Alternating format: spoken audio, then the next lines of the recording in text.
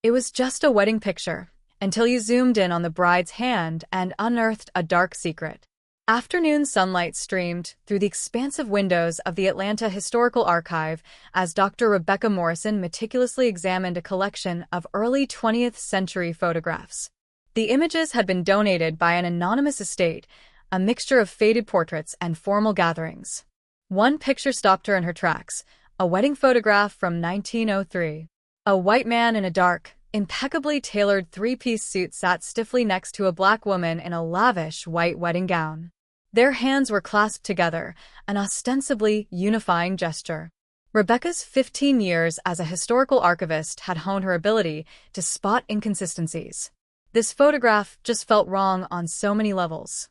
In Georgia in 1903, interracial marriage wasn't simply frowned upon. It was against the law. The state's anti-miscegenation laws, which had been in effect since 1750 and reinforced after the Civil War, made such unions criminal offenses punishable by imprisonment. Yet here was photographic evidence of what appeared to be exactly that. She flagged the photograph for high-resolution scanning, an unsettling feeling clinging to her.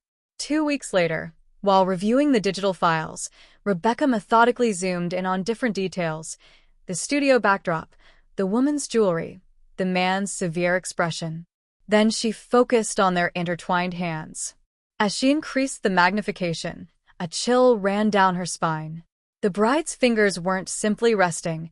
They were deliberately positioned in a distress signal, her thumb and index finger forming a subtle, yet unmistakable, plea for help.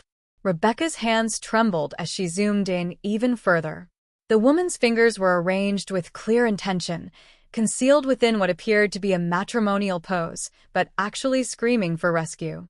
This wasn't just an illegal marriage. It was evidence of something far more sinister. A silent scream had been frozen in time for 120 years, waiting for someone to finally see it and understand its meaning. Rebecca immediately contacted Dr. Marcus Williams, a specialist in African American history and Jim Crow-era documentation. When he arrived at her office that evening, she presented him with the photograph without explanation.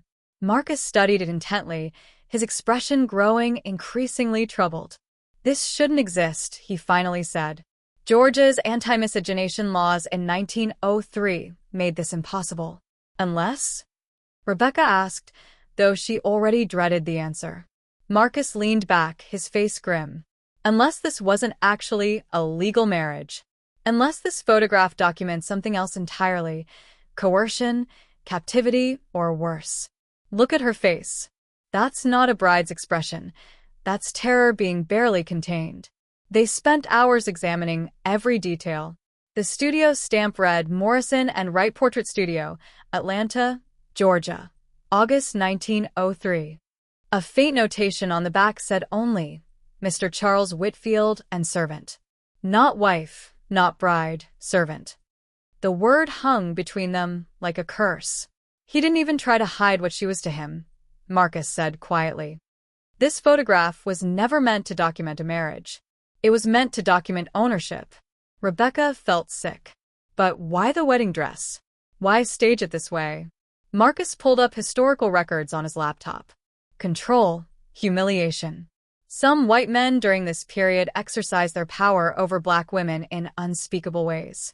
They couldn't legally marry them, but they could still force them into situations that mimicked marriage, a grotesque parody that satisfied their desires while maintaining their social standing. The woman had no rights, no protection, no way out. That night, Rebecca couldn't sleep. She kept seeing the woman's face, her carefully positioned fingers, the silent scream that had echoed across more than a century. Who was she? What had happened to her? And, most haunting of all, had anyone seen her signal at the time, or had it remained invisible until this moment, far too late to save her? The next morning, Rebecca and Marcus began their investigation at the Georgia State Archives. They needed to identify both people in the photograph. The name Charles Whitfield was their starting point. The archivist, an elderly black woman named Mrs. Dorothy Hayes, who had worked there for 35 years, visibly tensed when she heard the name. "Charles Whitfield," she repeated slowly. "That's a name that still carries weight in certain circles. though not the kind anyone should be proud of. She disappeared into the records room and returned with several boxes. The Whitfield family was prominent in Atlanta from the 1870s through the 1920s. They made their fortune in cotton and textiles after the war. Charles Whitfield inherited the family business in 1898. The 1900 census showed Charles Whitfield, aged 28, living in a large house on Peachtree Street with substantial wealth and numerous servants listed in his household. Rebecca's stomach tightened as she read through the names. All black women and girls, ages ranging from 14 to 30. One entry caught her attention. Louisa, age 16, domestic servant, literate. Marcus found property records showing that Whitfield owned several properties around Atlanta, including a textile factory where he employed dozens of workers, mostly black women and children, working in brutal conditions for minimal wages. Newspaper articles from the period praised him as a progressive employer and pillar of the community. The disconnect between his public image and what they were uncovering was nauseating. They searched for more information about the woman in the photograph. If she had been listed as servant, rather than by name on the photo notation, finding her identity would be difficult. But Mrs. Hayes had an idea. If this photograph was taken in August 1903, check the city records for missing persons reports or unusual incidents around that time. Sometimes families tried to report when their daughters disappeared, even though the police rarely did anything about it. After 2 days of searching through fragmentary records, Marcus found a police report from September 1903. It was brief and dismissive, but it provided the first real clue. Report filed by Henry and Martha Johnson regarding their daughter, Louisa Johnson, age 19, employed in the household of Charles Whitfield. Family claims she's not been seen in over a month despite living just 2 miles away. Mr. Whitfield states Miss Johnson is fulfilling her contracted duties and is in good health. No evidence of wrongdoing. Case closed. Rebecca cross-referenced the name with the 1900 census. There she was, Louisa Johnson, age 16 in 1900, living with her parents and 3 younger siblings in a modest home near Auburn Avenue. Her father, Henry, worked as a carpenter, her mother, Martha, as a seamstress. The family was literate and owned their small home. They were part of Atlanta's striving black middle class, trying to build something despite the crushing weight of Jim Crow. Marcus found more records. In 1902, Henry Johnson had been injured in an accident at a construction site and could no longer work. The family fell into debt. A notation in a local church's charity records showed they had appealed for help in early 1903. "This is how it happened," Marcus said, his voice heavy with anger and sorrow. Whitfield saw an opportunity, a family in desperate circumstances, a young woman with no options. He offered employment, probably promised good wages. Then they found a letter in the church records written by Martha Johnson to the pastor in July 1903. "We have not seen our Louisa in 3 weeks. Mr. Whitfield says she's well and working hard, but he will not let us visit her. He says it would disrupt the household routine. Reverend, my heart tells me something is wrong. My daughter writes to us every week without fail, but we have received no letters. When I went to his house, the servants would not look at me. Please, can you help us?" The pastor's response was noted in his journal. "Spoke with Mr. Whitfield regarding the Johnson girl. He assured me she is healthy and content, simply busy with her duties. He expressed annoyance at the family's concerns and suggested they are being ungrateful for his generosity in employing her. I'm inclined to believe him. The Johnsons must trust in God's providence and not make trouble for a prominent gentleman who has shown them Christian charity." Rebecca tracked down the Morrison and Wright portrait studio records through the Georgia Historical Society. The studio had operated from 1895 to 1910, and remarkably, some materials had been preserved by the photographer's descendants. She contacted James Morrison, the great-grandson of William Morrison, the studio's founder. James invited them to his home in Decatur, where he maintained an extensive archive of his great-grandfather's work. William Morrison photographed Atlanta society for 15 years, James explained, leading them to his study. He kept detailed journals about his clients and his work. He was also, quietly, an abolitionist son who struggled with photographing the uglier aspects of Southern society. He pulled out a leather journal from August 1903. I've read through all of these over the years. Some entries stayed with me. This is one of them. He opened to a page marked with a faded ribbon and began reading. August 17th, 1903. Today, I performed perhaps the most disturbing task of my career. Charles Whitfield commissioned a wedding portrait, but there was no wedding. The young Negro woman he brought to the studio was clearly not there of her own will. She wore an expensive gown that didn't fit properly, and her eyes held such profound fear that I nearly refused the commission. The entry continued. Whitfield insisted on posing them as a married couple with their hands joined. The woman, he never used her name, only called her girl, began to tremble when he grabbed her hand. I noticed bruising on her wrists as I positioned them for the photograph. When I looked into her eyes to ensure she was facing the camera properly, I saw a desperation there. She was trying to tell me something, but with Whitfield watching her every movement, she couldn't speak. James said, turning the page, his voice becoming strained. As I prepared the exposure, I noticed her fingers moving slightly, repositioning themselves into what appeared to be a deliberate pattern, a signal perhaps. I said nothing, but I made sure to capture it clearly. I took 3 exposures. Whitfield wanted to ensure he got a perfect image. After they left, I felt physically ill. I knew what I had photographed wasn't a wedding. It was evidence of something criminal. But what could I do? Report it to the police? They would laugh at me for suggesting a white man of Whitfield's standing had done anything wrong. Marcus expanded the investigation to examine Whitfield's history more comprehensively. What they discovered was a pattern of exploitation that spanned years. Through court records, property documents, and newspaper archives, a disturbing picture emerged. Between 1899 and 1905, at least 6 families had filed complaints about daughters who had gone to work for Whitfield and subsequently disappeared from contact with their families. Each case followed a similar trajectory: a black family facing economic hardship, a young woman, usually between 16 and 20, hired as domestic help, initial letters home that suddenly stopped, family members turned away when they tried to visit, police reports filed and immediately dismissed. In 2 cases, the young women eventually reappeared months later, refusing to speak about their experiences, their spirits visibly broken. Rebecca found testimony from a woman named Sarah, who had worked for Whitfield in 1901.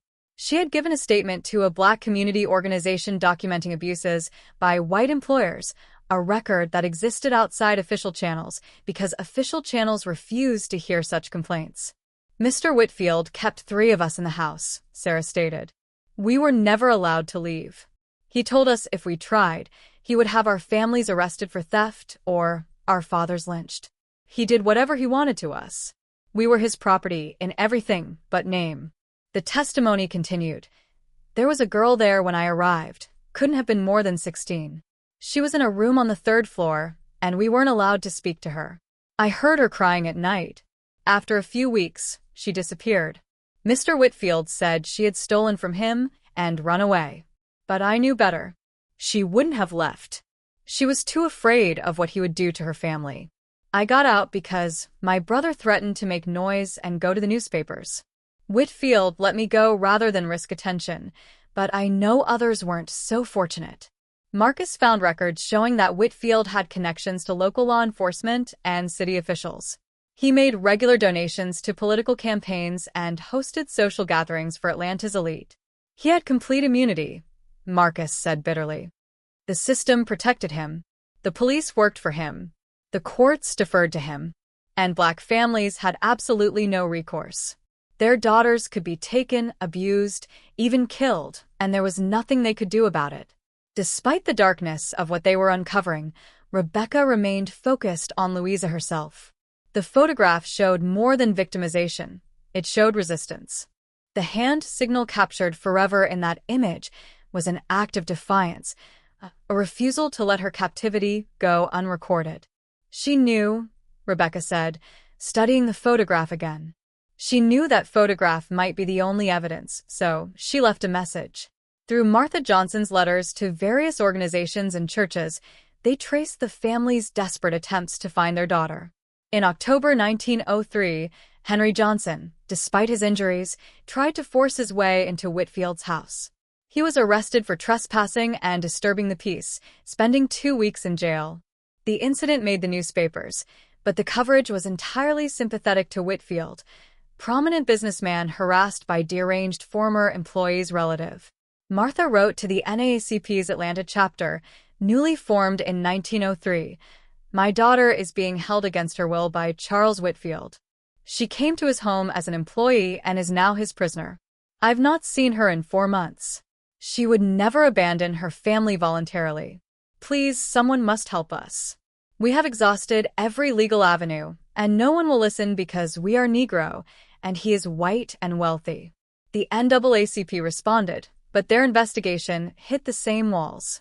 Their lawyer, a black man named Robert Foster, attempted to obtain a writ of habeas corpus.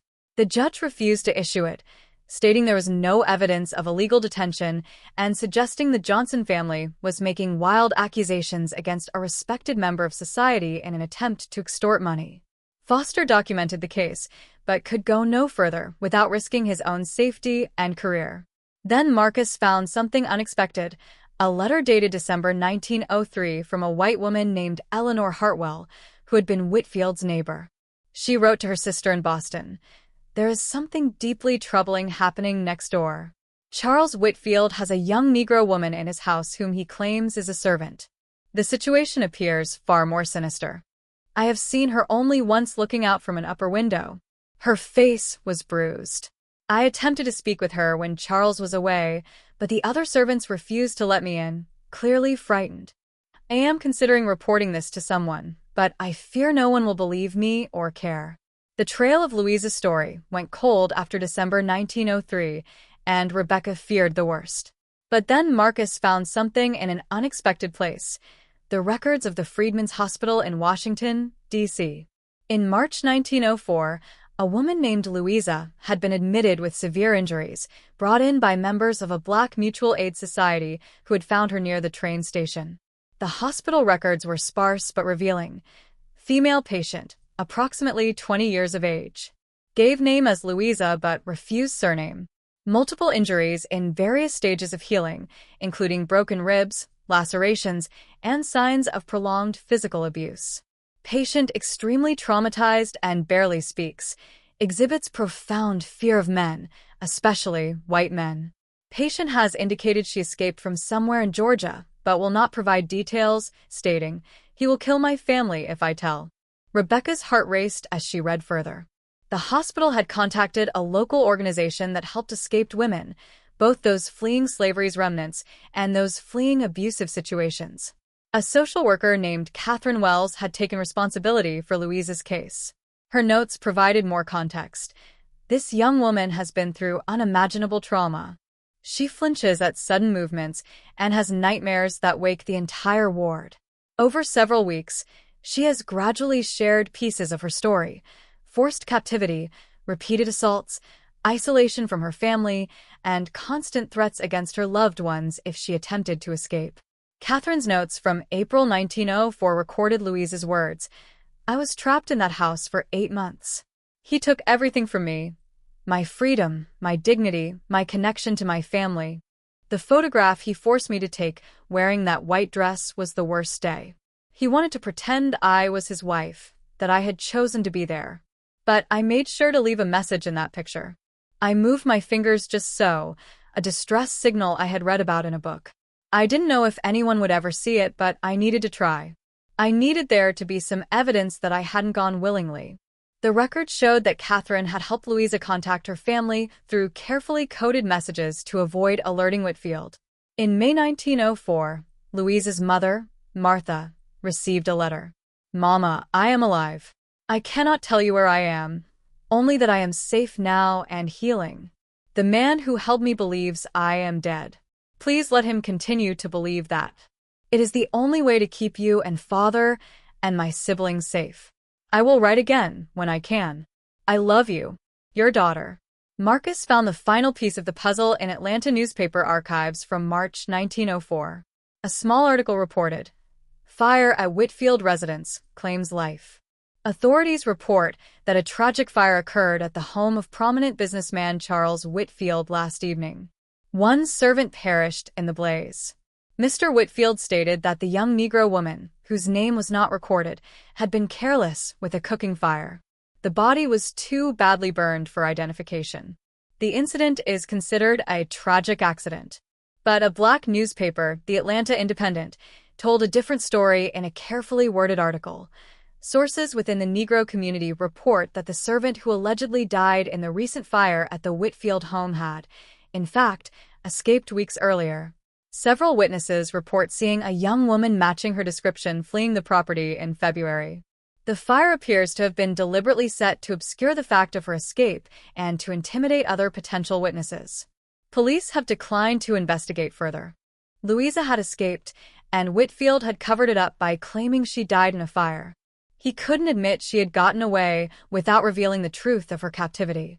He had to maintain his facade of respectability, so he created a fictional death and moved on. For the Johnson family, this meant they could never publicly acknowledge their daughter was alive without putting her in danger. Rebecca and Marcus found letters between Martha Johnson and Catherine Wells, spanning years. Catherine had helped Louisa build a new life in Washington, D.C., under an assumed name. She found work as a seamstress and later trained as a nurse. She married a kind man named Edward, a postal worker, in 1908. They had 4 children, but Louisa never returned to Atlanta, and her parents had to pretend their daughter was dead to protect her. Marcus discovered that Louisa kept the story alive in her own way. In 1925, she gave testimony to a commission investigating racial violence and exploitation in the South. She didn't use her real name, but she told her story. "I was 19 when a white man took me from my family and held me captive for 8 months. He could do this because the law didn't protect people who looked like me. He knew no one would believe me if I spoke. He knew my family had no power to save me. But I survived. And I want my story on record so that someday, when the world is ready to hear it, people will know what happened to women like me." Rebecca and Marcus spent 6 months compiling their research into a comprehensive historical documentation. They traced Louisa's descendants through Washington, D.C. records and found her great-granddaughter, a woman named Dr. Michelle Foster, who taught African American history at Howard University. When Rebecca called her, Michelle's response was immediate and emotional. "We had been waiting for someone to find the story." They met at Michelle's home, where she had preserved everything Louisa had left behind. "My great-grandmother lived until 1978, Michelle explained. She was 94 years old, and she never forgot what happened in Atlanta. She told us the story when we were old enough to understand. She made us promise to preserve it, to make sure it wasn't forgotten. She said, 'Someday someone will find that photograph, and when they do, I want them to know the whole truth.'" Michelle showed them Louisa's personal papers, including a journal she had kept in her later years. One entry read, "I have lived a good life in spite of what was done to me. I raised 4 beautiful children. I helped bring dozens of babies into the world as a nurse. I loved and was loved, but I never forgot those 8 months, and I never forgot my parents' anguish. That photograph exists somewhere with my silent scream frozen in it. I pray that one day someone will see it and understand. I pray that my story will help people recognize how many women suffered in silence, trapped by laws that denied our humanity in a society that refused to see our pain." The National Museum of African American History and Culture organized an exhibition titled Silent Testimony: Louisa's Story and the Hidden History of Jim Crow Captivity. The centerpiece was the 1903 photograph displayed alongside the photographer's journal, hospital records, family letters, and Louisa's own testimony. The exhibition text was unflinching. "This photograph documents not a marriage, but a crime. It shows a young black woman being held captive by a white man who faced no consequences because the legal and social systems of Jim Crow America granted him absolute impunity." At the opening, Michelle stood before the photograph with tears streaming down her face. Beside the 1903 image was a photo of Louisa from 1960, age 76, surrounded by children and grandchildren, her face serene and strong. "My great-grandmother survived," Michelle said to the assembled crowd. She not only survived, she transcended. She turned her trauma into purpose, helping other women, raising a family, building a life of meaning. This photograph no longer represents just her captivity. It represents her resistance, her courage, and her refusal to be erased. Rebecca addressed the audience.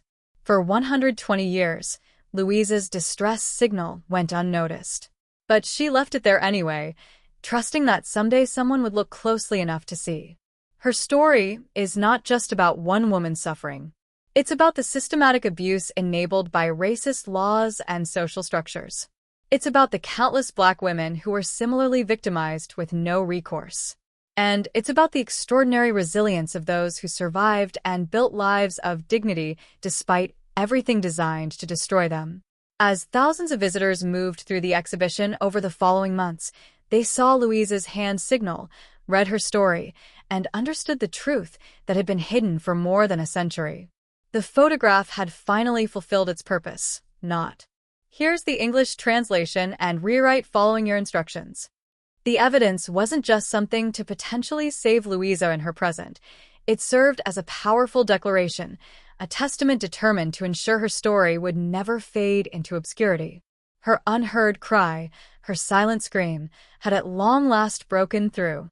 And the very act of it finally being heard resonated, amplifying the voices of so many others whose narratives had been intentionally erased or simply lost to the convenient forgetfulness of history.